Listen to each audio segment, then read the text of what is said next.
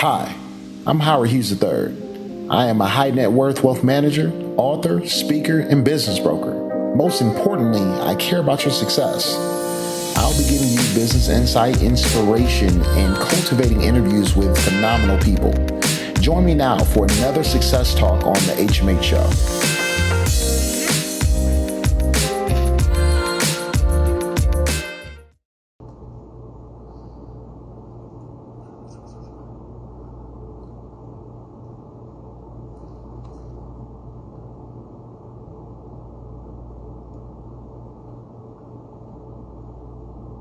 Trying to see.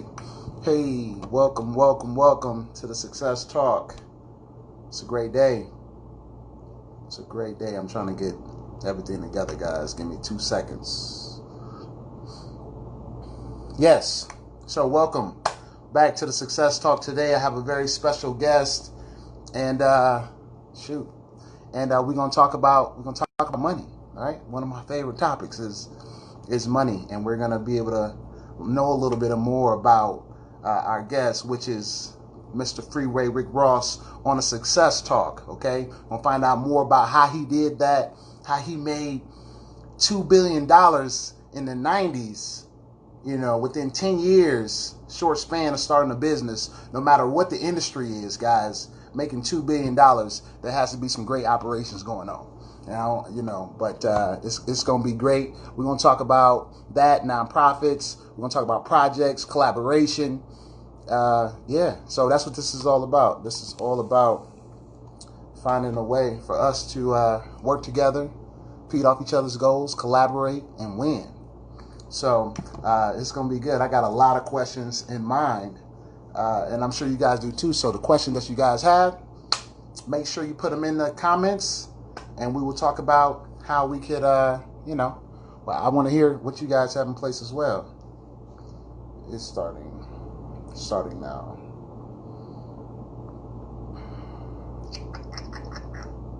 Yes. So I'm getting this deal together here. But this is who the other Rick Ross got his brand from, actually. It is the original Rick Ross, who was the guy who everybody wanted to be at that time, and super humble, by the way, as well. He has a great team, great projects. But this show is about how we can come together, talk about our successes, talk about collaboration, and talk about how we can all win. So I got a lot of things I got going on as well. But once we get him on board, get him jumped on, now we can talk about winning together. And that's what it's about. You know what I mean? So let me see if he's actually in. What up, fam? Echo, my man, what's happening? So, by the way, Rick Ross has a great team too, man. He has some great people that he's working with. My man Echo is definitely down to earth, great guy to work with, easy going. So that's what this is about. And we're gonna talk about winning. So as soon as I see the requests, I will get it going. But prior to that, guys, before we even dive all into that, the Keys to Black Wealth event, guys, that is next week. Grab your tickets. The link is in the bio. I'll be hosting the event alongside Master P, Ray J, Lisa Ray, Romeo Miller, and several others. But it's going to be great. We're going to talk about real estate, building our community, building black wealth, guys, working with people who have built black wealth, who have built wealth within themselves and their communities. So you all will be able to network directly with these people virtually. All right, this is a virtual event. So get your tickets now. You don't want to miss that. Okay? It's tough for me to see the comments with that going on. But yeah, guys. Oh, also, funding. All right, I have several more funding options available, people. So if you made at least 30 grand last year, which I'm sure most of you have, right? At least 30 grand last year, and you have at least a 660 credit score, you qualify up to $400,000 in business loans. So if you want to know more about those details, just inbox me. But I have more funding opportunities with these private lenders that's available, and we can go on from there. Echo, y'all all set, man? I'm trying to see what's happening here. Hold on a second.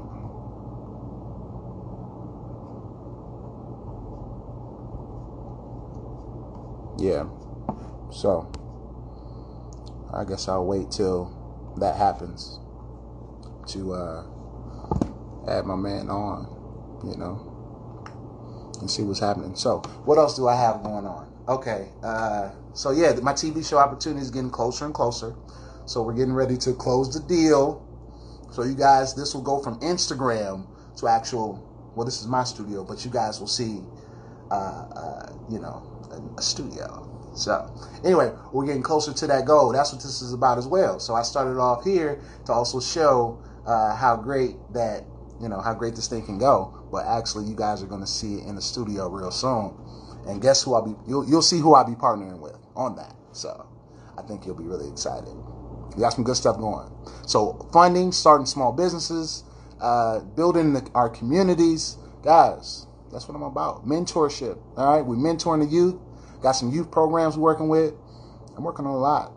All right, and I want y'all to be involved with it. That's why I reached out to people, because I want everybody to be involved with exactly what we got going on. I want everybody to win. Everybody can get on board. We all gonna win. So, and that's what I like. That's what I like about Rick Ross, Freeway, is because he's the same way. He wants everybody to win. He goes back. He speaks to the kids at the schools. But I won't tell all his business. I'll wait till he get on board. Hold on.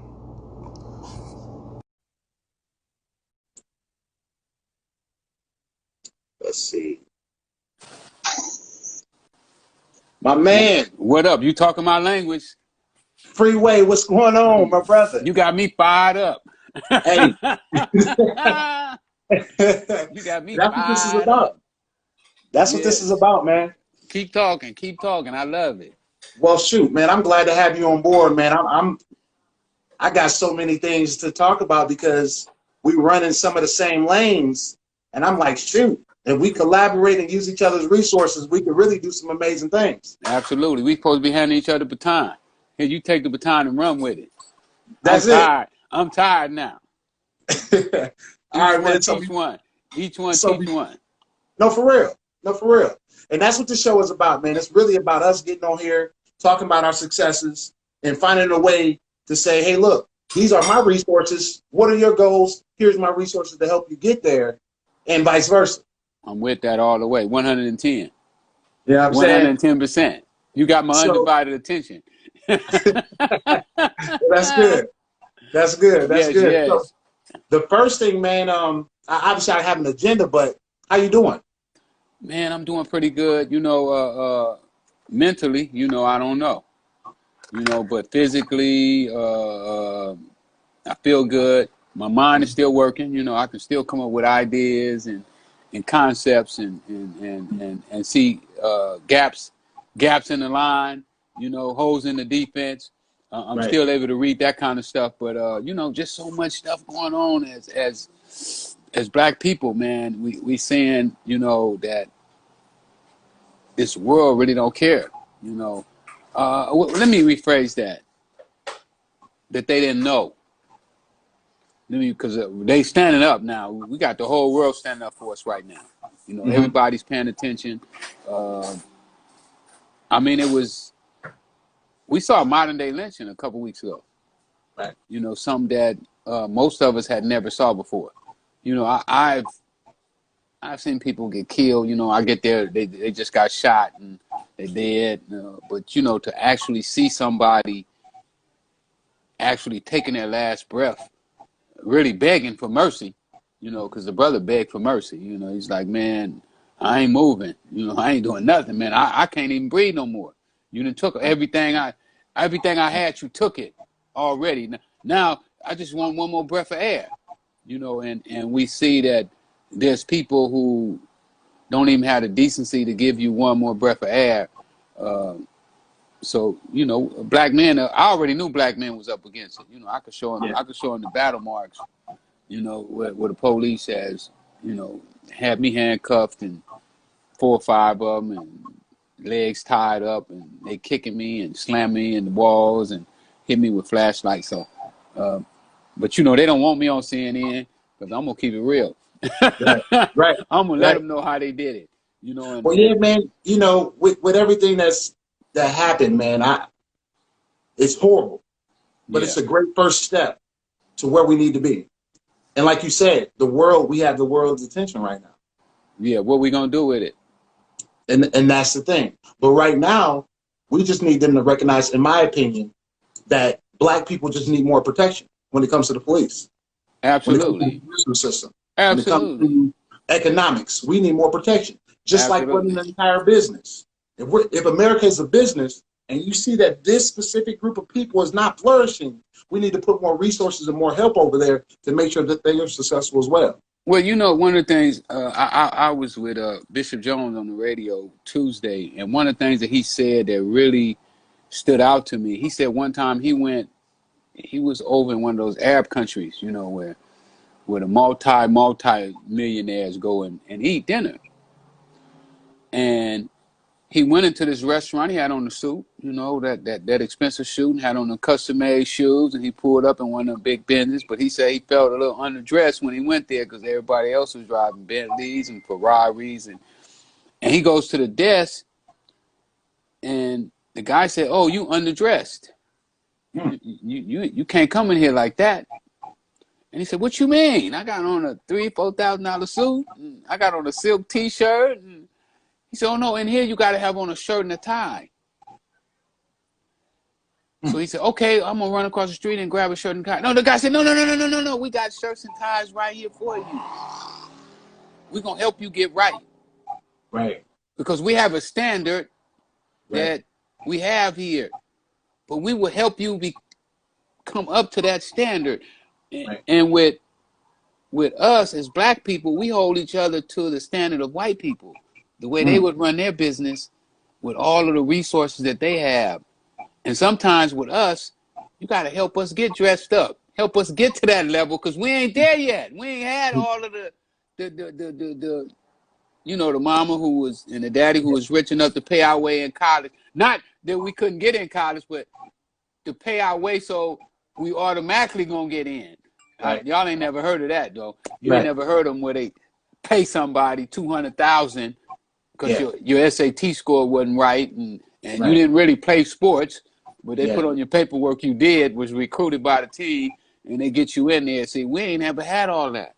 So sometimes we gotta help each other get dressed up. I just want to bring that up because Bishop said it the other day, and it was so profound that I was right. like, wow, we can't hold each other to the same standards that you know we hold other people to who already had that coaching. I just want to throw that in there. Go ahead. I'm sorry. No. I agree. I agree, and that's and you're right. We need a little bit more help, even if we're Absolutely.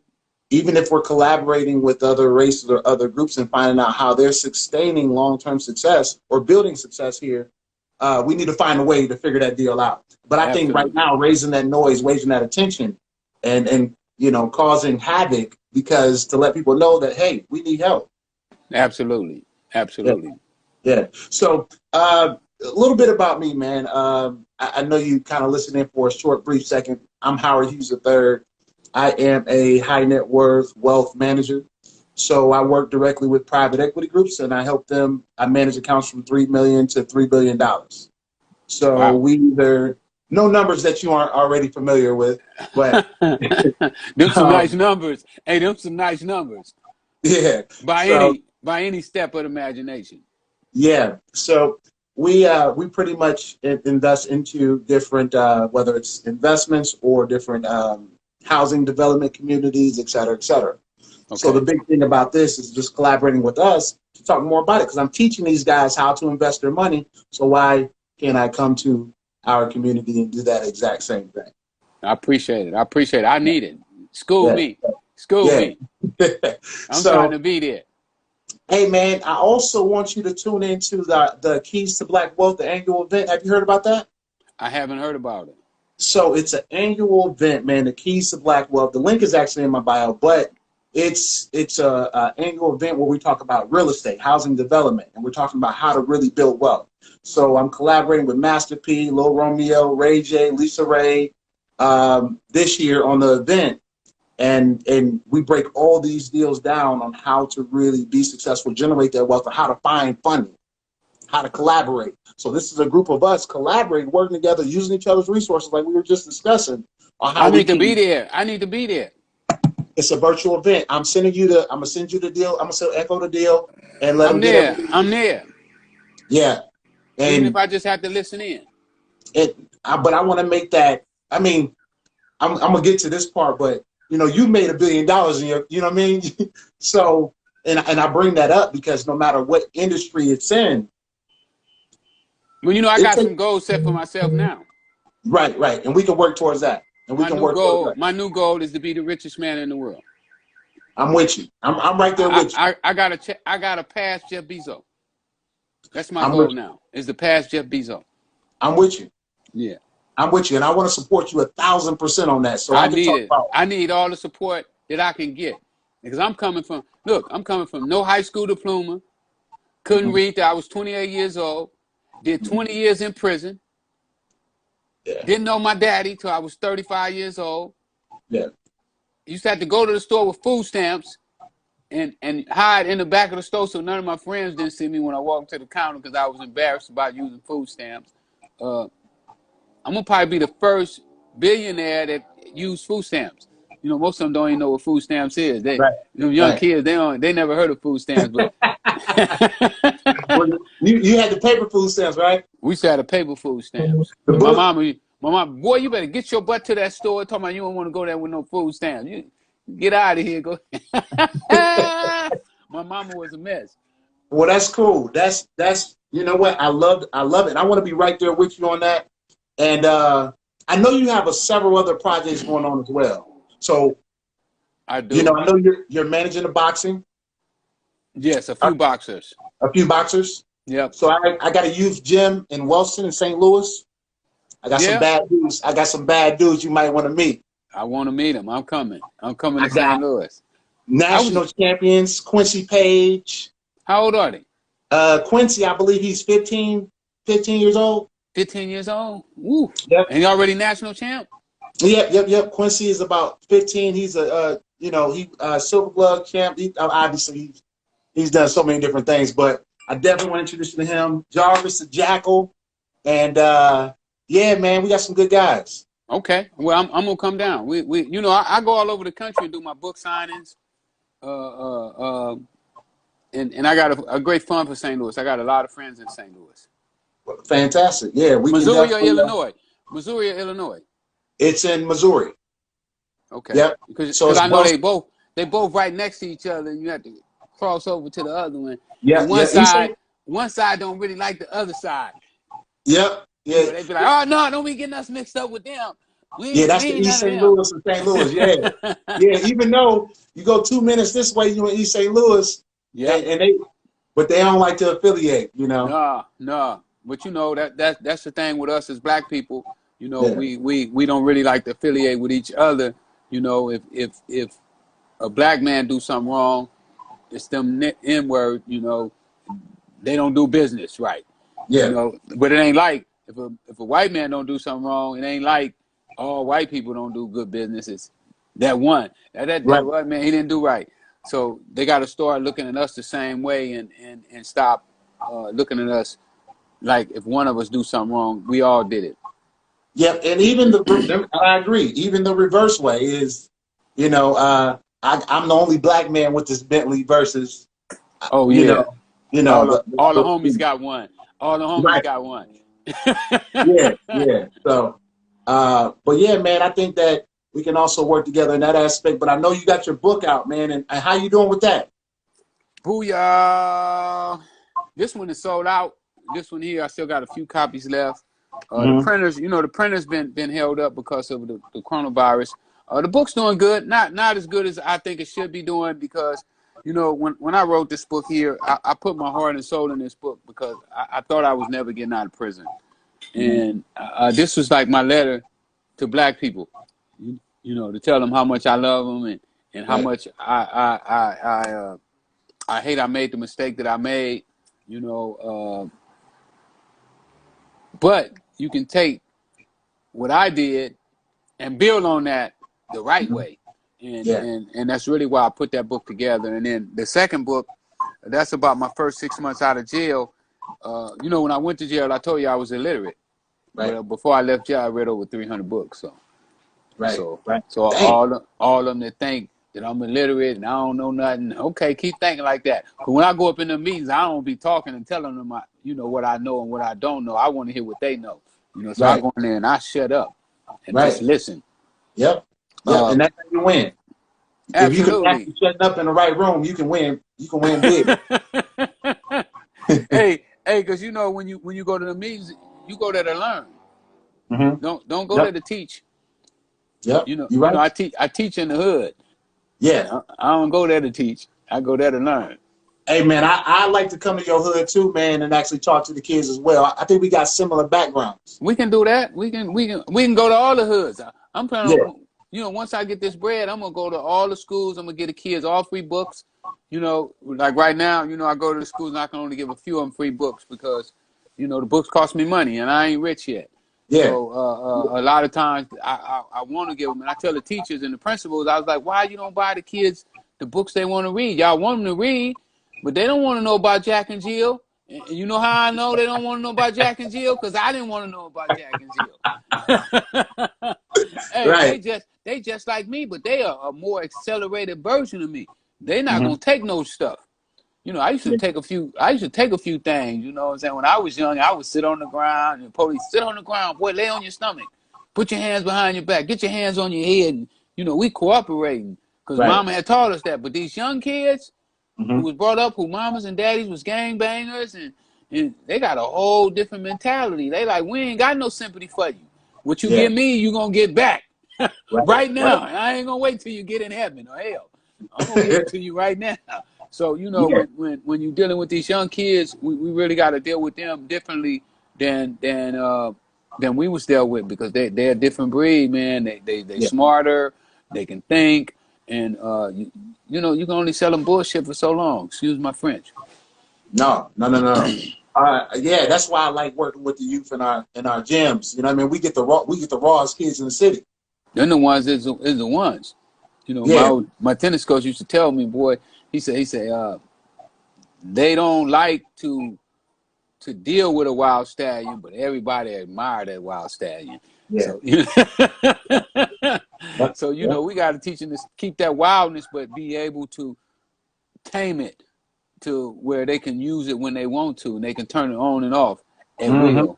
And that's one of the things that I want to teach our young people, is how to be versatile. Be versatile. Be able to go up in there. Like, I can go in there and talk with any of them. You know, I met with the four most powerful guys in Hollywood a week out of prison.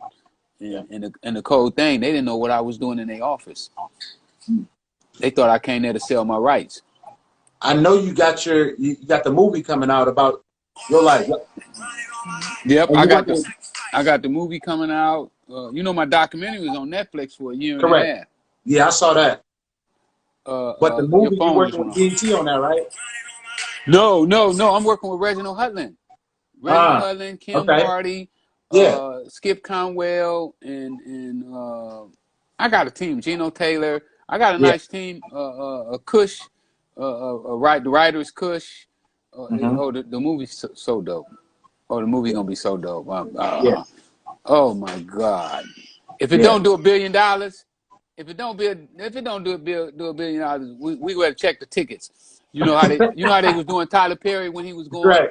They would swap tickets. Oh, here, you take the ticket to Snow White and the Seven Dwarfs, and you can just take that ticket and go in and see Tyler Perry movie, because they knew that way the money be converted. Right. So you know, when mine come out, we gonna watch some tickets, because I know it's gonna do $1 billion, man. I've been sowing the seeds. So real quick, now this is what I heard. I don't know how true it is. Was Snowfall ripped off? A rip off. A rip off of your story? Yep. John Singleton. Oh man. John Singleton ripped me off, man. Brother. Stabbed me in the back. Cold brother. Didn't even want to give me no check. He didn't tell me, I'm gonna give you $1,000. You know, at least when the white boys do you, they give you $1,000. You know, he didn't give me nothing, man. Last time I saw him, it looked like he saw a ghost. You know, he thought I was gonna do something to him. You know, I had them youngsters with me, but I didn't let him loose. You know, I kept him. I said, no, this ain't how we roll, baby. You know how we do it. Ain't no black on black crime. Not here. We ain't finna do this tonight. So you really had and he knew I had the power right then that they probably would have beat him to a pulp. If I would have just turned my head, if I just walked away and didn't say nothing, he was gonna get it. And but you know, I don't get down like that. But then he pulled me to the side and said, man, I owe you. I said, I know you do. What are you gonna pay? And he gave me his phone number, and I called, and it was the wrong number. Wow. Yeah, but man. Then he died 3 months later. Wow. And I imagine when he went, you know, when he probably went out here, I know that was probably on his mind. Man, I fucked over a good dude. You know, a dude that could have allowed me, not even get an order, but just could have allowed it to happen. You see, a lot of dudes, they don't really understand, like, sometimes you don't allow it to happen. You know, you be like, no, it ain't going down, not over here. Not tonight. Maybe tomorrow night when I ain't around, it's somebody else's call. But tonight is my call, and it ain't gonna happen. So you know, sometimes, you know, brothers just don't see it. You know, they judge us to a different standard. And I don't know why he didn't take me with him. You know, when he got ready to do Snowfall. You know, I don't know. You know, why would you hire? I mean, why would you do a movie about a drug dealer in L.A. and you got Rick Ross's phone number in your phone, and you don't pick up the phone and call him and say, man, I'm doing a movie. Will you be a consultant? Wow. How much money you want? You know, 10,000, 100,000, 10 million. What's the price? He never did that. He never gave me the option. he automatically just counted me out for whatever reason. I don't know. Hey, so and then have you ever talked to Rick Ross about your name and brand and your whole? I talked to him when I was in jail. You know, I thought that me and him could make a hell of a team. And he did the same thing. Slipped me a bad number. And, you know, once you, and I look at slipping a bad number as like lying to you. Yeah. You know, if somebody give you a bad number, that means they don't want to fuck with you. Right. For real. Right. You know, so he gave me a bad number. You know, I was telling him stuff like, you know, he was getting ready to do a show, and I was like, look, man, you want to kill the show? I said, listen, when you get ready to do the show, let me call your phone, and right in the middle of your set, the phone ring over the whole speakers. This is a call from a federal correctional facility. Yeah. This is Rick Ross. And he take the phone, and me and him talk for a few minutes, and he explained to the audience who I was and what was going on. I thought that would have killed the whole set. You know, that they knew that he was staying down with the dude whose name he had took, who had actually done a lot of the things that he rapped about. But I mean, you know, me coming forth discredits him. You know, I would be a discredit to him. You know, if I pop up, it's a real Rick Ross. You got to be the fake. I mean, if it's a real one, it got to be a fake one for it to be a real one. You know, so I understand. You know, I understand. I mean, it's a tough call. You know, do you want the money, or do you want to be real? You know, but apparently he wants to go down in history as the guy that stole Rick Ross's name. You know, I wouldn't want that legacy. I mean, you know, I don't care how much money that you offer. My legacy is one of the most important things to me. You know, how my great grandkids are going to look at me and say what I did. And you know, I look at that I sold drugs, that they're going to have some slack when they look back and they say, man, you know, your granddaddy sold drugs, but I know my grandkids going to be able to come back and say, he only did that for 8 years. My granddaddy lived to be 80, 90 years old, and he did this and he did that. And and look what he did for black folks. Look how he taught. Right. You know, he spoke at Stanford University after he got out of prison. He read over 300 books while he was in prison. He educated himself. Right.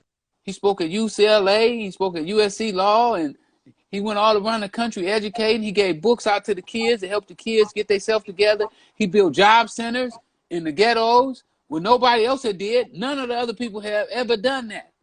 Nobody right now today that we can point to. And I was trying to do this back in the dope game. I bought an old theater that I was going to turn into a job development center. I was going to have it where they could do sports, and we was going to have computers, and I was going to bring the best people in to teach them. And nobody's done that right now. And we got people that's got legal billions, they say. I don't know if I believe that about some of them, you know, because they always had to go to Africa and invest money. And you still have the theater, right? No, I lost that when I went to prison. Oh, okay. I thought, okay. Because I know you were paying for it while you were there. I did, but you know, I couldn't keep it up. I couldn't keep it up. I Yeah. hated it. I cried when I lost it, but you know, Yeah. tears in the bucket, 2 tears in a bucket. Hey man, you know what, man? What you've been through is not where you headed, man. You came out and you've been going hard since then. Oh yeah, And I'm on a mission. I'm on a mission right now. working with the kids, speaking across the country, you know, starting your business, getting your TV shows and everything back rocking. You know, No you doubt. got a nice start with it. And with this live thing, they just put me up on this pandemic. Put me up on this live thing now, so I'm learning how to do that. I'm over 200,000 followers on Instagram, and I'm gaining like 1,000 people every other day. Right. So that's coming along, and the pro marijuana business. I'm gonna kill this marijuana business. It was like they made it for me. I said, y'all went and got marijuana, made it legal for me, and then gave me a license. Yeah. Yeah. So we can discuss that. We can discuss that as well, man, because obviously, like I said, I do business acquisition. So we find acquisitions, businesses from cannabis to all these existing industries that are already licensed, already running, already successful. You just come in as the owner and have it turnkey. Which I've been looking for a business like that. I'm looking for a business like that right now. Well, I got quite a few of them, so we can. We definitely. I need to talk to you about that because you know that's how one of my heroes he made it. Reginald Lewis. You heard of Reginald Lewis? Yeah. The first black billionaire. They say he wrote the book. Why should white men have all the fun? And I agree with him. I had to agree with him all the way. You know, why should they have all the fun? Yeah. And I'm gonna take his roadmap and I'm gonna use it for myself. Yeah, and a lot of people don't know Floyd Mayweather kind of takes that same approach with buying those different businesses that are already running, where it keeps this revenue generated for himself as well. But yeah, man, I think that we could have that. I know you were into the cannabis industry, so I know we could have several conversations. Heavy. I mean, heavy. I'm negotiating in 9 states right now to have my brand in 9 states. I pull this off. I have more states than anybody in cannabis. I'll be in more states than anybody in cannabis. You seen some of my products? I got a few of my products here. Yeah. This my pre-rolls. This is my gift box. You know, for the ones who really love me, they buy this gift box and it has all the products in it. So you know, I'm just doing it. I'm gonna set it up. You know, so that people can get in it. You know, I go around the country too, and we push social equity. You know, here in LA, at first it was only 2 blacks that had licenses here in LA.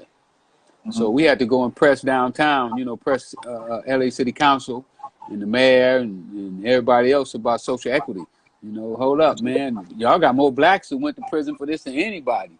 And you gonna tell us now that it's legal, we can't participate. So we went as far as making them say, well, okay, even if you're a convicted felon, you can still get in the game. And we go around the country showing other places, you know, how to do it as well. I love it. Well, man, I think it'd be really good to check my book out as well, man. I am also part of the author club. I got to get that. Turning your ordinary business into a successful empire. Okay. I need that. I'm gonna have to order that. So I'll send it over to you, man. But it's pretty much. Well, let me know. I'll cash app you the money when we get off. We'll hook up. I'll cash app you the money. And I'm grabbing yours as well. Because I want to buy it. I don't want you to give it to me. I want to support. Right. You Yeah. know, so often we go to each other. We want a discount. And we want something for free, but then we go to Mr. Charlie and them and we pay them $200 for a pair of tennis shoes. You know, Right. Something that didn't. Something when you walk out the store with it, it lost value. So you Absolutely. walk out with that book. You walk out with that book. Your value just increased if you use it. Yep. Yep. You know, a lot of times though they don't use what's in them books. They don't believe that them books is valuable. My man say, don't worry about how much the book costs. Worry about how much it's gonna cost you if you don't read it. Yeah. Yeah. Tell them to buy it on that. Tell them to buy it. Y'all buy it on that one. And figure that one out. Don't let that go over your head. Yeah. Yeah. Continue to learn. Continue to do new things that's going to push the agenda forward for the culture, get you to where you want to be. I ask people all the time, how often are you learning something new? When's the last time you learned something new and find a way to continue to feed your brain? You know what I mean? Absolutely. Absolutely. Absolutely. And then the thing about life is, you know, life is like a boomerang. Whatever you throw out, it comes back to you. So, you know, if you run around and you fronting and faking it, you know, trying to make everybody think you up on it when you really ain't, that's what's going to come back to you, faking and shaking. But when you really put your heart and your soul into it, the whole universe is going to come to your aid. Everything is just going to fall right in your hand. Every time they throw you lemon, you're going to make lemonade. You know, you're going to find something. They throw you bullshit, you're going to make fertilizer out of it. So we have so many examples of what we can do with so many different things, but it's up to us to first make the commitment to doing something better. I love it. I love it, man. So shoot, man, after talking, we got so many different things to work on, man, from the youth projects. We got the youth. Let's do it. I got time. Okay. I got time. I'm with it. All right. And then we got the investments. I can break those down. I'm going to send you a few different ways to turn double, triple, quadruple the money within the market and also with acquisitions. I love acquisitions. I'm more into acquisitions than I never really played the market. You know, I've been a little scared of the market because it kind of seems like gambling to me. But, you know, I'm always willing to learn. You know, I done tried a few times. You know, with other people's guidance, because I haven't really put the time in the market. But acquisitions is what I love. I love acquisitions. You know, you can take a little money and put it on a company and tie the company up and get that revenue coming in every month. Residual income. Is that what it's called? You get that residual income. I think that's the greatest thing in the world. You know, you find somebody older who family don't want to take over the company. You know, and come the kids already, they done paid their way through college. And that's exactly what I do. That's exactly what I do every day. I find these different businesses, these different acquisitions, these different owners that are looking to either sell their business, grow their business, or merge. They want to merge with another, either manufacturing, cannabis, whatever the industry is, but we bring those two together and keep that residual income coming in, buy a portion of it. If the income is whatever the amount, given that that person needs 20 grand, you just bought 25% of that business. Now you got residual income coming in every month. So I need that. I need that. And I got good credit too. Good credit too. Okay, good. Yeah, so, I look good on paper. yeah. And I got a bunch of family members that got good credit. I took care of their credit too. Okay, good. That's good. That's good. So yeah, man, we can there's so many things to go to. Yeah, I got you on that. The whole acquisition, the whole deal side. Then we're gonna work with the kids. We're gonna speak across the country. That's gonna be easy. That's gonna be easy because the kids, they're gonna want to mess with you. When they see you successful, that's when they want to mess with you. Yeah, and that's anybody. You know, that's anybody. You know what I'm saying? But they just don't get to see us being successful. You know, in the hood, the only successful people you see is the dope boys. That's why they love them so much. Yeah. You know, and that's why they rap about them all the time, because that's their first heroes. The first entrepreneurs they see is the dope boys. It's only when they start making millions selling records that they get to brush shoulders with some other people who didn't sell dope. But you Yeah. know, they first role models, and probably the guys who paid their money in the studio the first time probably was a dope boy. You know, because they usually the financiers of the hood is the dope boys. You know, they finance everything in the hood for us. Yep. So Yep. Yep. it's just the way it is. So for the people, so for the people that's in the hood right now watching this live, you know, they trying to figure a way out. Obviously, you know, They you've already been got there. it. They got it already. They just got to know how to use it. The same skills that I use in the dope business, I use right now. No different. You know, people told me that you can't sell your book like you sold dope. I said, why not? I go stand in front of Rouse and stand there till the security guard run me off. And it's easier because see, if you sold dope there, they call the police on you and send your ass to jail. But when you selling your book in front of Rouse, all they're gonna do is shoot you off. Hey, you can't be peddling here. Right. You know, go stand on the sidewalk. So I believe that if you have a product that you really believe in, you can push it just like you would do anything else. But so often, with most people, you know, they want to be so big so fast. They don't want to crawl. Right. You know, they don't want to slowly walk and then stand up and get their balance, and you know, they want to all boom. As soon as they come out, they want to make $1 million. Right. It don't necessarily work like that. See, in the dope game, it started working like that because it was other people who had already paid the dues. You know, who had been out there. Like when I first started selling dope, I only made $20 my first week. So I could have got a job making minimum wage, and I'd have been doing better than I was when I was selling dope. But I had made up my mind that I was gonna make it work. So I stuck with it until I was making $40 a week, then $100 a week, then $100 a day, then $200 a day, then $1,000 a day, then $5,000 a day, then $10,000 a day, then $100,000 a week. So to break that down, because I'm right now, I want to make this short segment about the people. So the people that's in the hood right now selling dope, they want to find another option, but they can't quite figure it out. They don't know exactly what to do. Mindset wise, what do they need to do? Realize that the dope is only a product. So they have to replace the dope product with another product, which is what I did. That's genius. I replaced Genius. cocaine. I replaced cocaine with books. I replaced cocaine with marijuana cigarettes. Right. T-shirts. Yep.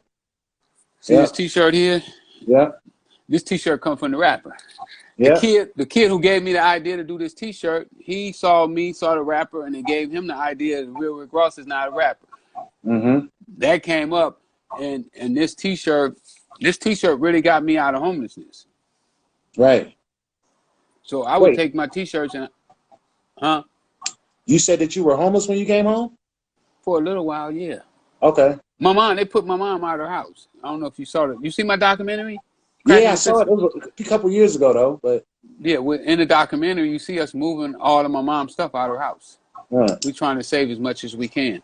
I lost some valuable letters. I had like 15 boxes of letters. I wish I had, you know, so I could just like read some of the letters over the internet. Now I wish I had them. I could just read them so they could see the things that I was doing when I was in jail.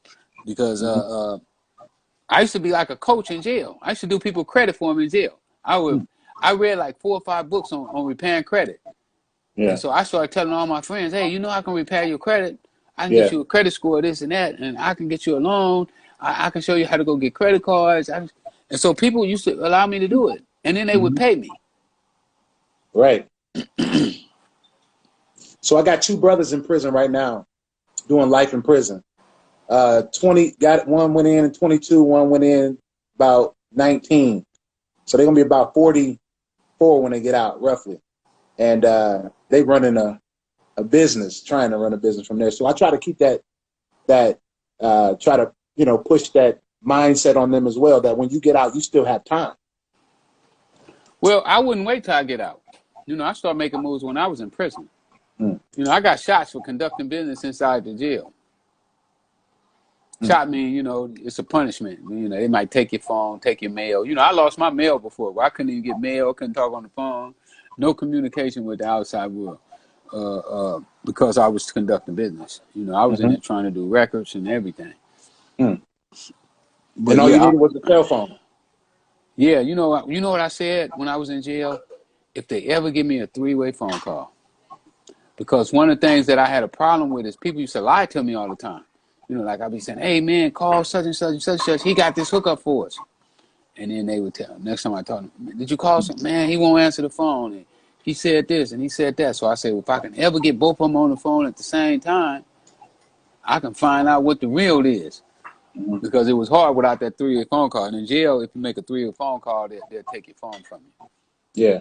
So I used to just say, man, once I get that three-way phone call, that's all I need. That's all. You know how the guy in the movie, you say, all I need is this chair. All I needed was a three-way phone call. That's what I said. When they give me that three-way phone call, I'm going to be an animal. And then I come out, now they got Instagram and computers and all that stuff. I said, oh, my Yeah. goodness, they give me too many tools. Ain't no way I'm going to miss this shot. You going to let me climb up the ladder? Come on, man. Ain't nobody Right. going to be able to block it. I don't care what his name is. I'm going to put Yep. this one in. So that's what I'm dealing with now. And then, you know, YouTube. My goodness. You ain't even got to YouTube read money it is no good. more. Hey, you ain't even got to read it no more. You just go on YouTube and they show you how to do it. And Yep. it be righteous people that's really trying to give up the real game. So, Yep. you know, with all this information that they gave me, and see, what the thing about me is I'm gonna make a lie out you. If you tell me something work, I'm gonna see, and I'm Right. gonna do it just the way you told me. See, I Right. found out that when you're baking a cake, that all you have to do is follow the recipe. Yep. Don't Yep. change nothing. Yep. Don't change nothing. Do it just like they say. And Yep. usually, if you do it like that, it's gonna come out just like it's supposed to. I like that you said that. I'm gonna make a lie out of you. I like that. I like that. I'm gonna do the same thing with you, and I want you to do the same thing with me. You got that. You got that. I want you to do me. Because if I say something, if I tell you a mouse can pull a house, hook him up. That's Right. what my mama used to say. I just caught on to that. Yeah. Yeah. Okay. Mama used to say, "Well, if I could tell you, she should tell me. Well, if I tell you the mouse can pull a house, you hook him up." Yeah. So that means that she didn't have to lie to me. Right. You know. Right. So I love it. same thing. If Yeah. I tell you to hook that mouse up, hook him up. Don't even question it. Let's get it. Okay. Let's do it. I'm with it. I'm excited. You know what? I got on here excited, but I'm way more excited now. I got some things written down. I got some things I'm finna shoot over to you. I don't play. Mm-hmm. I don't play. Well. This is with me. Businesses to me is like a war. Mm-hmm. And when I go to war, if I had to, I'm gonna drop the nuclear bomb on you. I ain't Yeah. gonna lose. Don't Well, you play. met the right one. You met the right one. So we can, make a lie out of me, man. I'm about to shoot this All stuff right. over to you. We're gonna get it cracking. I'm gonna get your number tonight. Because you Yeah. talking my language. You talking my Yeah. language. You talking my language. You know Yeah. what I'm saying? So Yeah. let's do it. Okay, brother. I ain't afraid. I ain't afraid. Please don't be scared. No, I ain't afraid. Let's All go. right. All right. So You know, I used I'm to with sell you. dope. You know, I used to sell dope. Yeah. Well, that's what I heard. Yeah, I used to have a bulletproof vest too. Well, And that's what I heard. I and I heard used you to was that carry guy. a pistol. Yeah. Yeah, Yeah. when I went to prison, I found out what the bulletproof vest and the pistol was for, because I didn't know. I Mm. just thought it was part of the uniform, being cool. And Yeah. then I was sitting in prison. I was like, damn, why was you wearing a bulletproof vest? Oh, somebody might want to shoot you and kill you. Yeah. What was you Yeah. doing with a gun? Oh, you might have to kill somebody because they was trying to kill you. You don't want to kill nobody, but you will in self-defense. Yeah. And So now that was around Frank Lucas' time too. So did you ever meet him? no, I was at the Frank. I came in the 80s. Okay. Frank sold Yeah. heroin. He sold heroin. Yeah. I Yeah. met Yeah. Frank though. I knew Frank. Yeah. We didn't really. I didn't really. Man, we was different guys Y'all was though. different personalities to me because you was more laid back. Everybody liked you. He was more Yeah, he was more like. Floyd Mayweather. We did a engagement in Chicago, and I know some people say, man, you don't say nothing good, don't say nothing at all, but it ain't really bad. It's just his personality.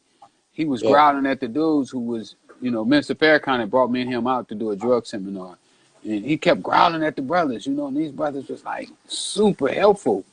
Like they was doing too much for me. Like, damn, homies, let me help y'all. Y'all didn't help me enough.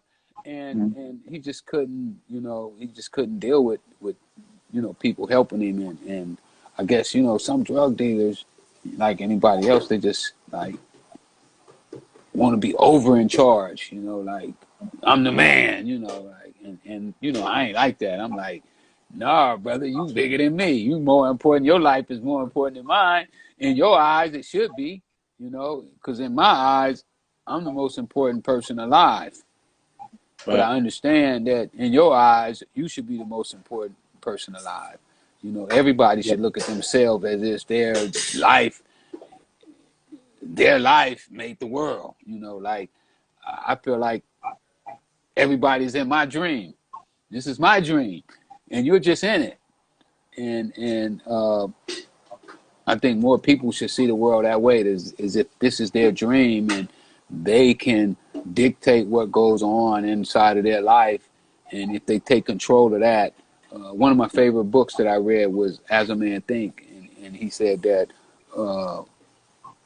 without having control of your own mind, which is the only thing that you have total control over in the world, is your mind, you know. Mm-hmm. And if you Who's don't that? control James that, Allen that wrote that? that's who wrote it. You already know. Yeah. Yeah. And if you can't control your mind, then you can't control anything else. Mm-hmm. Yeah. That's real. That's real. I love it, man. I love the transition, man. I love where you grew to, man. Like you said, you was illiterate until the age of 28. So that's dope, man. This right here is some motivational stuff right here, man. Because a lot of people think that it's too late. Got a lot of people Ain't never talking too about, late. Ain't never you too know. late. I got a partner that he was my cellie in jail, and big old dude, like 6'9", Mm-hmm. 500 pounds. Everybody used to think he was my bodyguard. We walked across the yard, but he was just my boy. We kicked it. He was in a car wreck about 3 years ago, Oh man. and he's totally paralyzed now. Well, no, paralyzed from his waist down. He can move his arms, Mm. and he calls me from time to time and thanks me for the lessons that I taught him in the books because I had a library. You know, all the dudes in jail used to come to my library. Yeah. And I got in trouble for having too many books in my cell. So Mm. I went from being illiterate to sneaking books in my cell Right. and smuggling them up under the bed, hiding them under the bed, hiding them in my locker. You know, this is a fire hazard.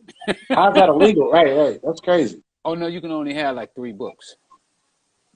But I done bought all these business books. I'm not throwing my books away, and I'm not giving them away. And then I don't want another guy to get the book and then not share it. So what I made sure is that everybody that wanted to read the book could read the book, because they don't Right. have business books that's floating around the jail. The books I was reading was not like street lit books, you know, not the you know, the books that talk Like the about, college textbooks. huh? Like the college textbooks? No, I was reading like autobiographies Okay, yeah, yeah. on Okay. people who ran the world. Uh-huh. You know, like Sam Walton. I read 3 Mm-hmm. books on him. The guy who owned Nike, uh, Steve Ross, the guy who started Time Warner. Mm-hmm. Those are the kind of people I was reading about. Red Right. Summerstone, the guy who owns Viacom. I read how Viacom got started. Mm-hmm. Just so many. Bill Gates, George Soros. You Right. know, just so many people, man. I went to a Farrakhan, you know, the Nation of Islam one time, and I was listening to Farrakhan, and it was like he was talking to me, Mm-hmm. you know, and he was saying that study them. He said, study them. They got the answers. I was like, who the hell are he talking about? So when I went to my cell, I was debating that all that night. No. So it came to me that he was talking about study the people who run the country, because I want to run the country. You know, I want to be the one to say, you know, where the food go, the prices of gas, and, you know, what streets going to get paid. You can build houses over here. You can't build houses over there. You know, you can build a high rise here. You can't do it over there. I want to be one of the ones who make those decisions. That's what I said. I want to be the ones who do that. I was building 3 motels before I went to jail that would have put me in a financial category that was going to be crazy. And Mm-hmm. the city put a moratorium on them, and I lost a lot of money because I didn't have any political power, you know, to go to the city and say, okay, I already started. You already gave me permits, so you should allow me to finish doing what I did because I already spent my money. But I didn't really understand that at the time. But after hearing him tell me to study them, and then he was telling me to study the people who really run the world. Some of them run the world. Sam Walton put down laws that right now they have to follow Walmart to this day, and he's been dead 30 years or so. So I just started studying all the people who were making power moves, and that's how I ran into Reginald Lewis.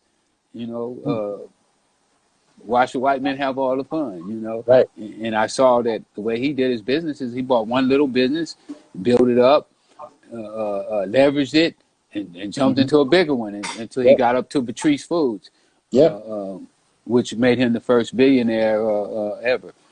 I mean, black billionaire at the time. I think Robert Smith right now might be the richest billionaire.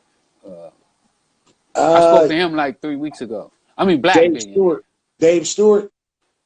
Dave Stewart. I ain't heard of Dave Stewart. Worldwide Technology. Black. Yeah, I ain't never heard of him. Check him out. Check him out. Okay. That's actually one of my mentors. So yeah. Oh, you know him? Yes, sir. Okay. Yep. Okay. He got more money than Robert?